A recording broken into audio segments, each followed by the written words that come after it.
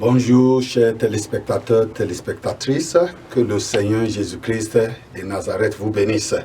Soyez les bienvenus une fois de plus dans votre émission préférée, La Manne du Ciel. Et c'est le serviteur de Dieu ici à Kilulu, Bankole Paul, et que par la grâce de Dieu, vous aurez encore un autre plat de la parole de Dieu très très riche. Depuis quelque temps, nous sommes en train de marcher dans la vérité de la parole de Dieu avec le thème « Vous connaîtrez la vérité et la vérité vous affranchira ». Et par la grâce de Dieu, nous aurons la grâce pour avoir aujourd'hui le 12e partie, la 12e édition de cette émission. Et je vous dis les bienvenus pour suivre. Que Dieu vous bénisse. Lisons Jean chapitre 8. Vous connaîtrez la vérité, notre passage de base depuis que nous avons commencé. Jean chapitre 8, verset 32 au verset 36. Vous connaîtrez la vérité et la vérité vous affranchira. Il lui répondit, nous sommes la postérité d'Abraham et nous ne fûmes jamais esclaves de personne. Comment dis-tu? Vous deviendrez libres. En vérité, je vous le dis, leur répliqua Jésus. Quiconque se livre au péché est esclave du péché.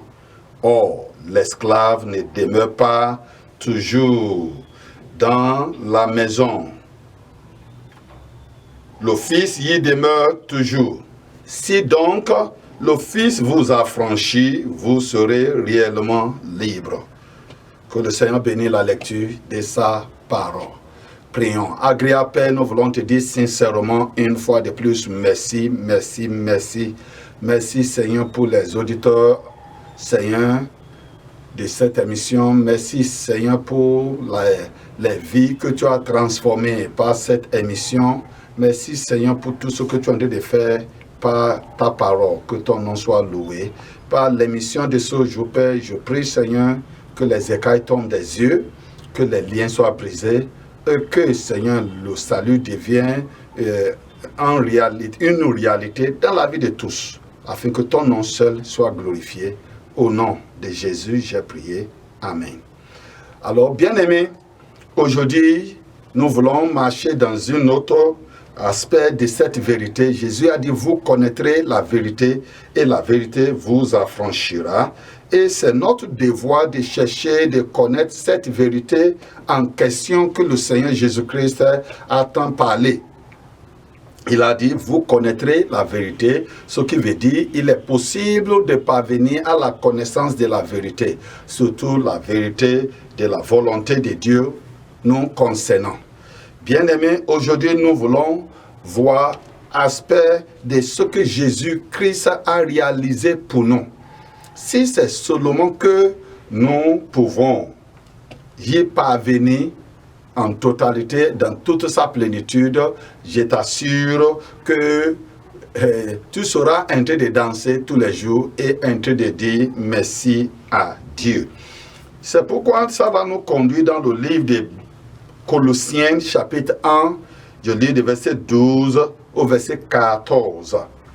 Rendez grâce au Père. C'est l'apôtre Paul qui a écrit ce livre aux Colossiens, à des chrétiens de l'église qui sont dans la ville de Colosse. Alors il a dit, rendez grâce au Père qui vous a rendu capable d'avoir part à l'héritage des saints dans la lumière,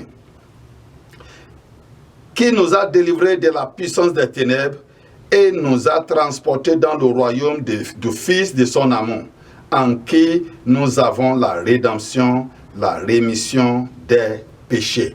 Bien-aimés, il y a assez de choses cachées dans ce passage que toi et moi, nous avons besoin de demander au Seigneur de nous révéler. Paul a dit que si nous pouvons comprendre ce qui s'est passé à la croix, si nous pouvons comprendre ce que Jésus-Christ a réalisé à la croix, nous serons en train de dire merci, merci à Dieu. Nous serons pleins d'actions de grâce. Il a dit rendez grâce au Père. Il nous faut dire merci à notre Père Céleste pour ce qu'il a accompli à travers de son Fils, par la mort de son Fils à la croix. Dieu nous aimons, il a réalisé des grandes choses que l'homme ne peut pas imaginer. Il a dit, rendez grâce au Père qui vous a rendu capable. Bien-aimés, par la mort de Jésus-Christ, le Fils de Dieu à la croix, par son ensevelissement et résurrection, la Bible dit, il nous a rendus capables d'avoir part à l'héritage. Bien-aimé, tu n'es plus un orphelin. Bien-aimé, tu n'es plus un étranger. Bien-aimé, si tu as donné ta vie à Jésus-Christ, tu es maintenant un citoyen du pays de Dieu, un citoyen du royaume de Dieu, un citoyen, un membre de la famille de Dieu. Et en tant qu'un fils de Dieu, tu as part à l'héritage. Dieu nous a appelés à l'héritage, bien-aimé. Gloire à Dieu, quelle bonne nouvelle. Il a dit, Dieu nous a rendus capables. Alors, auparavant, avant l'avènement de Jésus, l'homme n'était pas capable d'avoir part à l'héritage. Mais Jésus, par sa mort, Jésus, par sa résurrection, il nous a amenés dans la part d'héritage avec lui. Dieu, le Père Céleste, il a confié toutes choses de son royaume à son Fils Jésus-Christ. Bien-aimé, Jésus-Christ est l'héritier de Dieu direct. Et quand Jésus-Christ est mort, il est mort pour toi et moi, pour que nous soyons, Seigneur, que nous soyons désormais les membres de la maison de Dieu.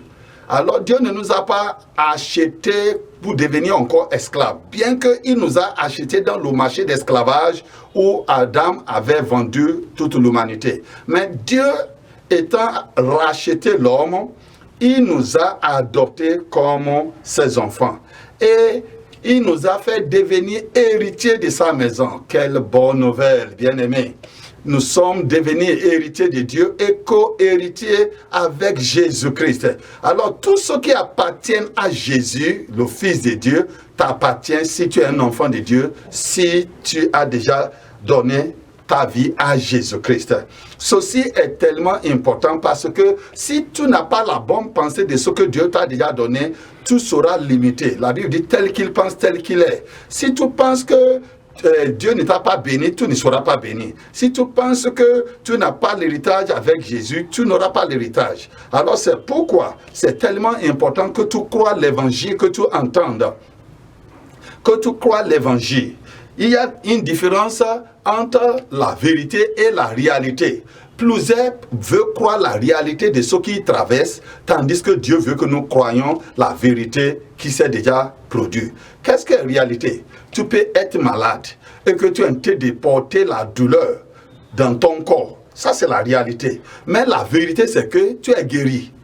Si seulement tu peux croire la parole de Dieu qui a dit, par ses maîtrisses, nous sommes guéris. Ce n'est pas que nous serons guéris. Alors la vérité dit que nous sommes guéris, mais la réalité dit qu'il y a douleur dans ton corps. Alors toi, le choix de croire soit la vérité de Dieu ou la réalité que tu vois avec tes yeux charnels. C'est pourquoi le message que tu entends aujourd'hui, c'est tellement pertinent pour toi. Je vais nous amener quelque part rapidement aujourd'hui, afin que nous pouvons voir la totalité de ce que Jésus-Christ a réalisé pour nous. C'est ça la vérité. Jésus a dit, vous connaîtrez la vérité et la vérité vous affranchira. Plusieurs aujourd'hui vivent par la réalité au lieu de vivre par la vérité. C'est dommage. Si tu veux vivre par la réalité de ce que tes yeux voient, sans vivre par la vérité de ce que Jésus a accompli et ce que la parole de Dieu a déclaré, tu seras toujours esclave du diable. Et voilà que dans le royaume de Dieu, toutes choses opèrent par la foi. La Bible dit, si tu ne crois pas par la foi, même tu vis dans le péché. Alors c'est une chose que tu crois, la réalité de ce que les gens t'ont dit, et c'est autre chose que tu crois, la vérité de ce que Dieu a fait. C'est pourquoi Isaïe 53 dit, qui a cru à ce qui nous est annoncé. L'évangile est annoncé tous les jours. C'est un choix pour toi de croire dans l'évangile ou de croire la réalité. Tu peux entrer de voir la pauvreté autour de toi, mais la réalité c'est que tu es riche. La Bible dit que Jésus, il est riche et par sa richesse, il s'est appauvri afin que nous pouvons devenir riches. Au fait, ce qu'on appelle l'évangile, la bonne nouvelle, c'est que Jésus a pris toutes nos difficultés, il nous a donné toute solution qui est dans le royaume de son Père. Il a pris nos péchés pour nous donner la sainteté.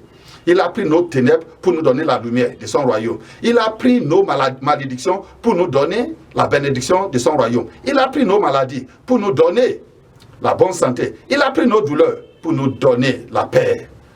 Il a pris tous nos échecs pour nous donner le succès et la réussite.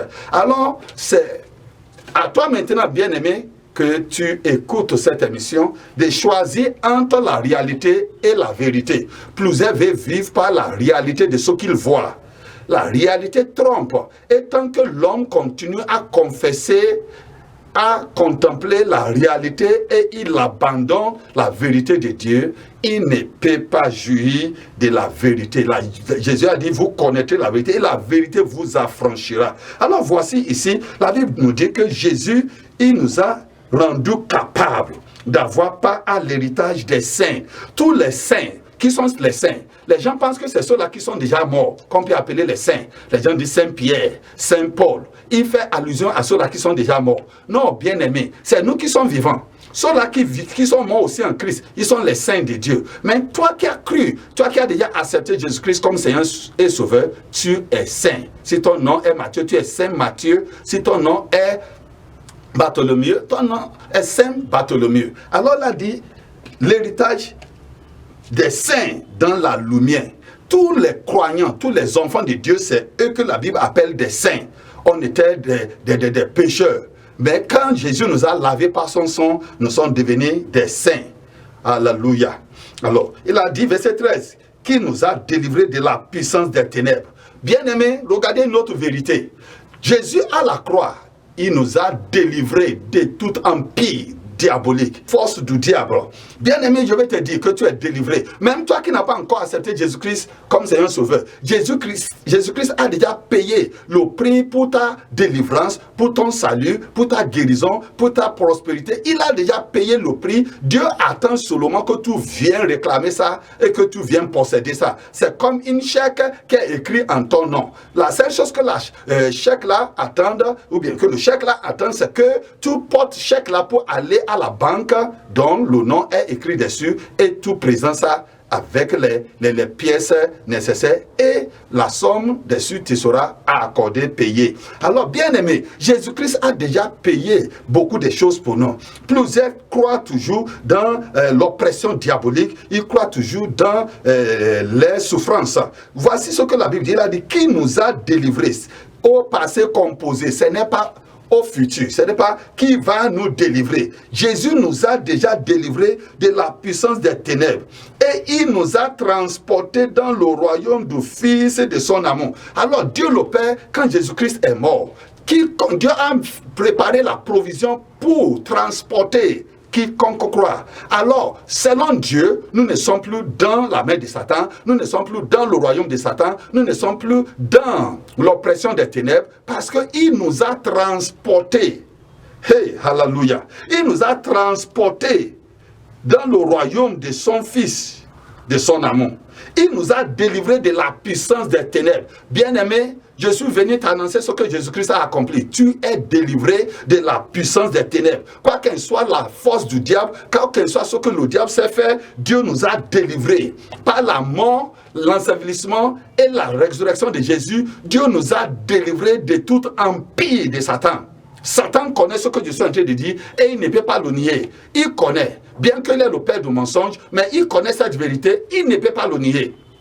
Alors, quiconque croit en cela et quiconque confesse cela, et il devient sauvé. Et c'est pourquoi le salut, c'est pas la confession. Tu crois dans ton cœur que Dieu a ressuscité Jésus-Christ d'entre les morts et tu confesses de ta bouche que Jésus-Christ est Seigneur de ta vie. La Bible dit tu seras sauvé. Voici les choses que Jésus a fait. Il nous a déjà délivrés de toute souffrance, de toute douleur, de toute maladie. Quand Jésus est parti à la croix, il a apporté 5 choses à la croix pour jugé. Alléluia. Bien-aimé, sur la croix, Jésus-Christ a jugé le péché. À la croix, Jésus-Christ a jugé Satan lui-même. 2. À la croix, Jésus-Christ a jugé la malédiction. À la croix, Jésus-Christ a jugé la maladie.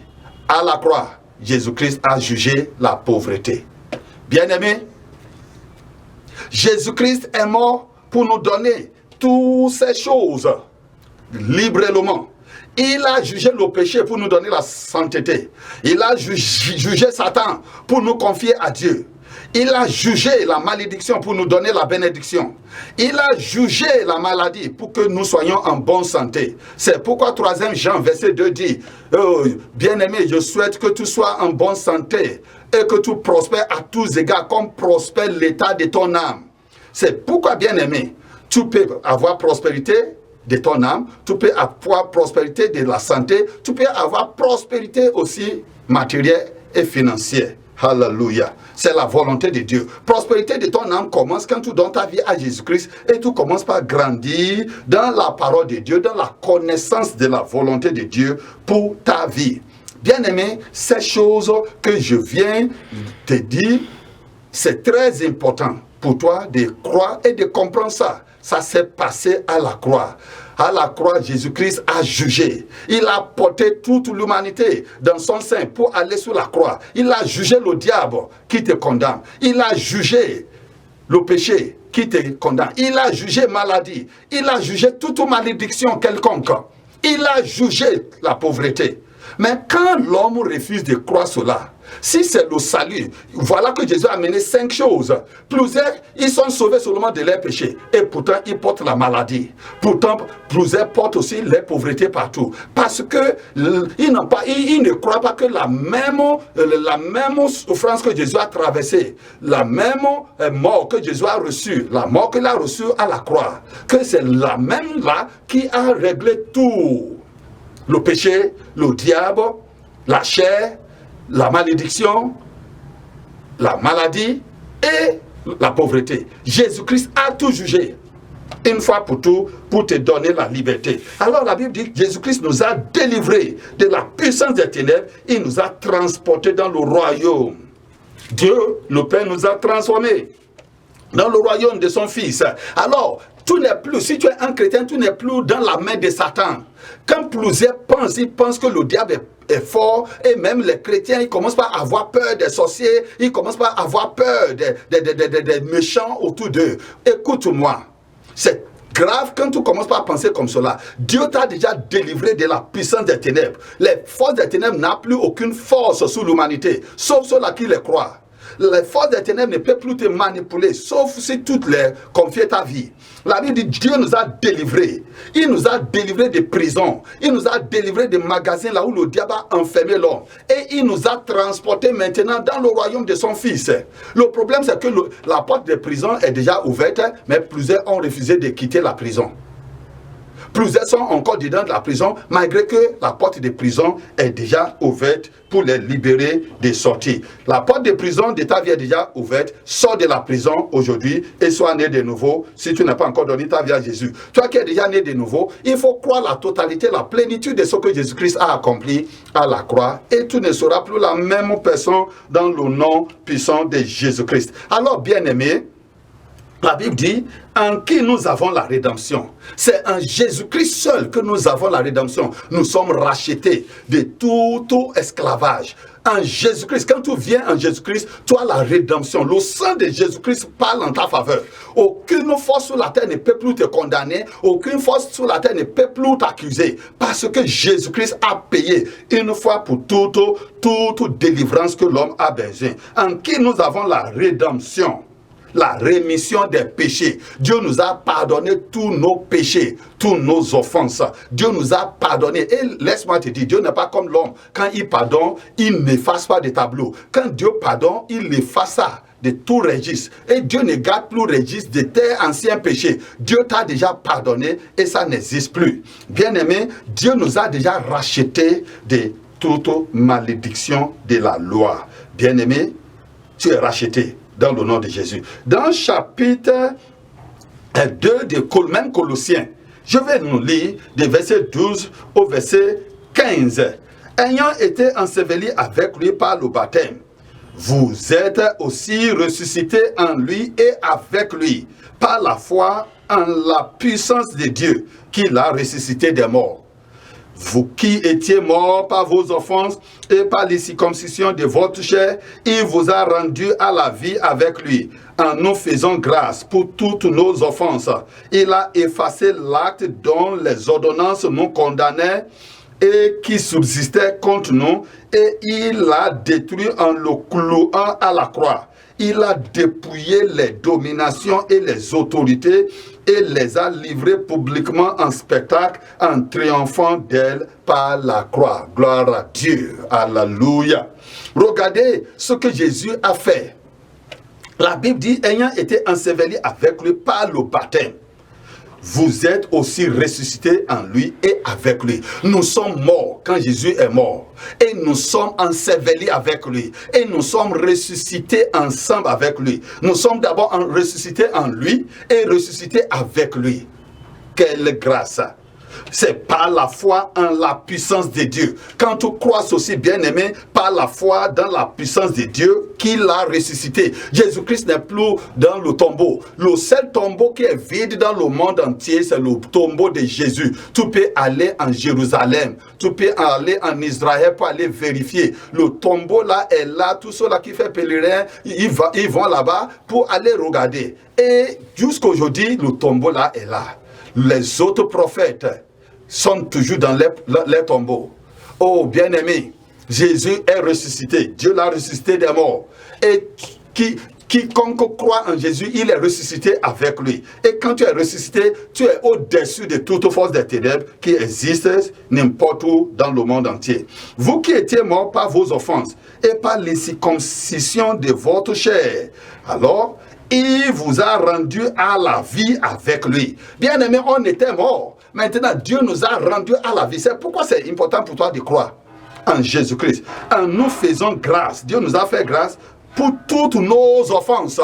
Maintenant, Dieu t'a pardonné. Toi qui es déjà chrétien, il ne faut plus retourner dans le péché pour dire que nous sommes dans la grâce. Comme plusieurs en train de prêcher aujourd'hui qu'une fois sauvé, toujours sauvé, ou bien qu'il y a la grâce. Bien aimé, la grâce n'est pas pour le péché, la grâce c'est la force pour servir Dieu. La grâce c'est la force pour faire au-delà de tous ceux-là qui ont déjà avancé dans la foi avant toi. La grâce, Paul l'a bien utilisée pour travailler plus que les apôtres qui étaient avant lui. Alors, il faut utiliser la grâce de Dieu pour vivre dans la sainteté. Il faut utiliser la grâce de Dieu pour marcher dans la droiture, dans la sainteté, dans la justice avec Dieu. Il faut utiliser la grâce de Dieu pour bien servir Dieu et l'humanité. Que Dieu te bénisse dans le nom de Jésus. Verset 14 nous a dit, il a effacé l'acte dont les ordonnances nous condamnaient. Hey, bien-aimé, ceci est tellement important pour toi d'avaler, de digérer avec force. Tel que l'homme pense, tel qu'il est. Bien-aimé, si tu ne crois pas ce verset, tu peux être esclave du diable à vie. Quand Jésus-Christ est mort, il a fait quelque chose. Quand il est mort, il est parti dans les séjours des morts. Tout registre qui existait avant son arrivée, depuis Adam, que le diable a établi, toute accusation, toute chose que le diable a comme alibi est évident pour accuser l'homme et pour condamner l'homme. Jésus-Christ a pris tout. La Bible dit il a effacé l'acte. Alléluia. Le sang de Jésus-Christ est fort, bien-aimé. Le sang de Jésus-Christ est puissant. Il a effacé l'acte. C'est pourquoi, bien-aimé, fais attention de ce que tu crois. Fais attention de ce que tu entends. Si tu penses que Jésus n'a pas fait quelque chose pour toi, et tu seras toujours esclave du diable. Toute parole négative qui existait avant l'arrivée de Jésus, toute malédiction quelconque, toute menace diabolique quelconque, Jésus-Christ a tout effacé. Toute chose que le diable tient contre l'humanité, depuis Adam, toute chose que le diable utilise comme instrument, élément pour attaquer l'homme. La Bible dit, il a effacé l'acte dont les ordonnances nous condamnaient. Jésus a dit, vous connaîtrez la vérité. C'est la vérité que tu devrais connaître. que tu devrais accepter. Quand tu connais cela, tu dis Jésus a déjà fait ceci, je refuse tout empire de Satan dans ma vie. Quand tu ne crois pas cela, tu peux toujours traverser les difficultés, la souffrance, la pauvreté, la maladie. Tu peux être même le plus misérable de la terre. Ce n'est pas parce que Dieu n'a pas encore payé le prix pour ton salut et ta délivrance et ta guérison. C'est parce que tu as refusé de croire en ce que Dieu a accompli. Et Dieu ne peut pas faire autrement à cause de toi seul. C'est pourquoi, bien-aimé, c'est à toi de choisir si tu veux croire et si tu veux rejeter. Dieu ne force personne. Mais Dieu laisse le choix libre à tout homme pour écouter. C'est pourquoi Dieu lui-même sait que toute l'humanité ne peut pas être sauvée. Mais l'évangile est témoin contre toute l'humanité. Une fois que tu entends l'évangile, si tu l'as banalisé de côté, l'évangile là va te juger le dernier jour pour dire tu m'as écouté, c'est toi qui ne m'as pas accepté. Alors personne ne peut pas condamner Dieu pour dire tu as ignoré ma vie, tu as ignoré ma famille, tu as ignoré mon village, tu as ignoré ma nation. Non. C'est pourquoi, même toi que là où tu es, peut-être il n'y a pas d'église. Dieu fait que par l'émission, à la télé, à la radio et par les traités, tu écoutes la parole de Dieu. C'est pour que personne ne se lève dans le dernier jour pour dire Dieu, c'est toi qui es coupable. Tu ne m'as pas envoyé la bonne nouvelle. C'est pourquoi Dieu a dit d'aller dans le monde entier, d'aller prêcher la bonne nouvelle à toute la créature. Et quiconque qui croit et qui sera baptisé sera sauvé. C'est à toi, après avoir écouté la parole de Dieu, de décider si tu veux croire. Voici la vérité de ce que Jésus-Christ a accompli. Ce n'est pas qu'il nous a racheté seulement, il a jugé le diable. Vous allez voir. La Bible dit tout d'abord tout ce que le diable a écrit. Maladie, la mort subite, échec, souffrance, non-aboutissement. Tout ce que le diable tient contre l'homme pour punir l'homme. Jésus a tout effacé. Si tu crois cela aujourd'hui, bien-aimé, tu vas marcher dans la liberté des fils de Dieu. Il a effacé l'acte dont les ordonnances nous condamnaient et qui subsistait contre nous. Toute chose qui était contre nous, Jésus a effacé. Bien-aimé, crois cela. Jésus a déjà effacé. Et il a détruit. Ce n'est pas que l'a effacé seulement. Jésus l'a détruit encore. Est-ce qu'il y a une parole que le diable tient contre toi? Jésus a déjà détruit ça. Il a détruit en le clouant à la croix. Toute chose qui peut tenir contre l'homme.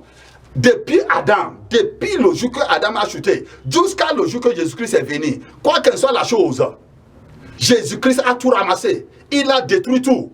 Il n'y a rien qui subsiste contre toi. Il n'y a rien qui tient contre toi, à moins les choses que toi-même tu as refusé de laisser tomber. À moins les choses que toi-même tu as refusé d'oublier. À moins les choses que tu as refusé d'effacer dans ta tête.